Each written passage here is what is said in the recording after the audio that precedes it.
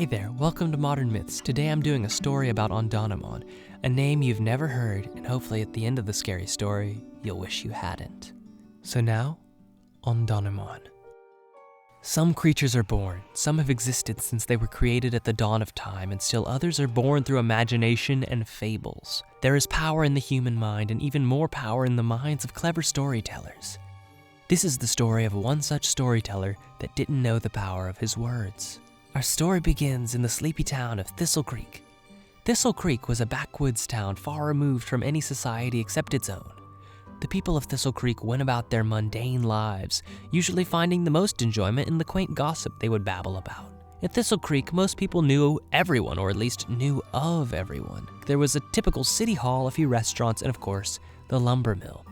The lumber mill was one of the key parts of Thistle Creek and vastly contributed to the reason that it was still even in existence. The lumber mill was privately owned and had been passed down from father to son for generations, and the current son, Luke, was not entirely fond of the bland town of Thistle Creek. He spent his days playing games of pool, working at the lumber mill, and swapping tall tales and meaningless gossip with his friends at the bar. Although this lifestyle seemed to fulfill others, it did not entirely quench his thirst for a more meaningful life.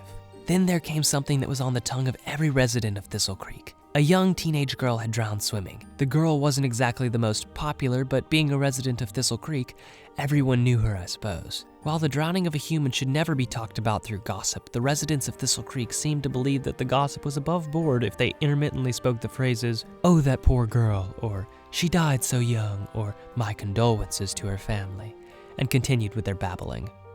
One particular night, soon after the drowning, Luke was at the bar talking with his friends. One of them suggested that the girl had been intoxicated and had somehow forgotten how to swim properly and drowned. The other suggested that she was one of the fastest swimmers in Thistle Creek and had been pulled under by an alligator or catfish of some sort. Luke didn't particularly find any enjoyment in these meaningless conjectures. After all, if there was to be gossip, it needed to do more than scratch at the edge of reality. If there was to be an exciting story, why constrain yourself to the facts? Luke thought of an idea. Be it right or wrong, it was a creative idea. He suddenly chimed in with his friend's conjectures and said, "I heard she was killed." Now, although there is much evidence to the contrary, people are far more likely to believe what is most interesting to them rather than what there is most evidence for. Luke's two friends perked up at the sound of that and leaned in a little closer. One of them whispered, "What'd you hear?" Luke looked at both of them and a small smile crept across his face as he thought about how far he could get with this story before they stopped believing. He lowered his voice and looked around the room as if to make sure no one would overhear. "Well," he said in a hushed tone, "you just mentioned how she was a good swimmer, one of the best in Thistle Creek. You said we don't have any sort of alligators up here, and heaven knows that there's nothing living big enough to drag her down without a fight. But do you remember 5 years ago when those folks came out here for their paranormal video shoot? They claimed that there had been ghosts out here, and of course, none of us really believed that. In fact, now that I think about it, hadn't there been a drowning just like this one when Thistle Creek was founded?" This last little bit of information he had completely made up himself.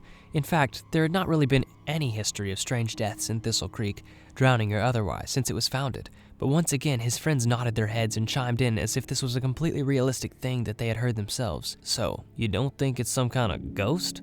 one of his friends said. Luke leaned back in his chair and flicked his empty glass of alcohol, making a quiet ting. "I'm not one to bet on ghosts or haunted houses," he said, "but I think we all know there's something more to the story." His friends nodded in rapid agreement, although every bit of realistic evidence pointed to the contrary. He smiled to himself and then continued, "I heard that originally Thistle Creek was founded as part of a science experiment run by the government. They put it all the way out here in the middle of nowhere so nobody would think twice about it. In fact, the old factory that got torn down, I'll bet that's where it was."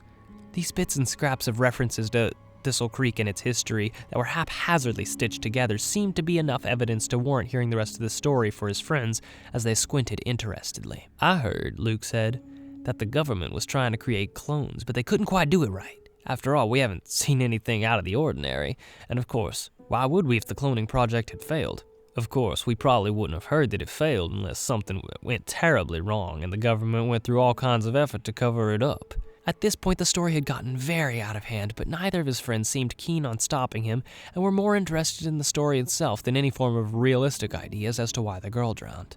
Luke looked at the two of them as if wondering what must go through their heads for them to want to listen to this kind of nonsense, but as it was the first time he was really interested in talking about this sort of thing, he decided to just continue. He looked around again and then lowered his voice even lower and said, "I heard that the cloning project didn't create another body, but it successfully created another mind. His friend's eyes widened and one of them asked, "You mean like another brain on its own, all squishy-like?" "No," he said. "It's a mind with its own willpower that infested into the scientists that worked at the laboratory. That's why the people of the laboratory started seeing something out of the corner of their eye. And it's because the mind existed only in their thoughts that they thought it might not be harmful. This was, of course, until the head scientist was found strangled to death, his hands around his own neck." His friends both slightly inhaled in shock, excited for the story to go on, so he continued. "The head of the science facility's name was Don, and the project they were working on was called the One Man Project. The strange specter that people started seeing at the laboratory would be there and then vanish. It became a common occurrence, and the scientists, thinking it nothing more than a lack of sleep, quickly gave it a name, and they used the name of their dead comrade, as well as the name of the project. They called him the One Don Man.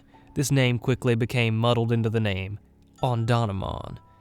Of course, the scientists didn't know what it was that they had created, or even that Ondonumon was real. In fact, they just attributed seeing the ghostly figure to a lack of sleep or being overworked, or maybe the amount of chemicals that were all around them. No matter the reason, they shouldn't have ignored him. Death after death happened at that laboratory, and no one knew why. Eventually, the project was shut down, but the last remaining scientists died before they could ever leave Thistle Creek. Only their families ever knew the name Ondonumon, their funny little collective hallucination that they thought was only a joke. That is, until the name was carved on a tree outside where the ruins of the old factory are. I asked myself for years the question of, who is Ondonumon? And if my theories are correct, then Ondonumon is really the name of a failed experiment that escaped the lab. Just so much as thinking the word or reading the name is enough for his mind to begin infesting your brain.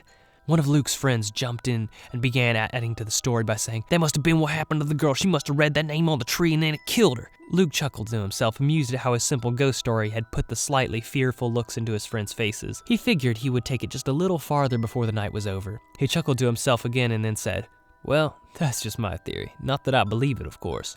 But, I mean, if it's true, none of us are safe either. After all, I just told you his name." His friend's eyes grew wide and Luke let out a laugh. His friends also laughed, but seemed to be at least slightly shaken up about the thought of them already being in danger. Luke looked at his watch and realized it had gotten a little later than he was hoping to leave by, and slapped his friends on the back and said, "Don't get murdered by some ghost on me, will you?" And then chuckled to himself as he walked out the door. While nothing he had said in his story really happened and it was nothing more than a tall tale, neither of his friends at the bar woke up the next morning. So ta-da, that's the end of the story. I hope you liked it, and I hope you don't get killed by this mind monster either because, well, I guess you do know its name now. So if you see something out of the corner of your eye, it's somebody else's fault. Thank you for listening all the way to the end. You're probably the only person that has done that. And if you really like this and want me to keep doing something like this, then you can email me at sicosiber@gmail.com. And as always, I hope you have an absolutely magical day.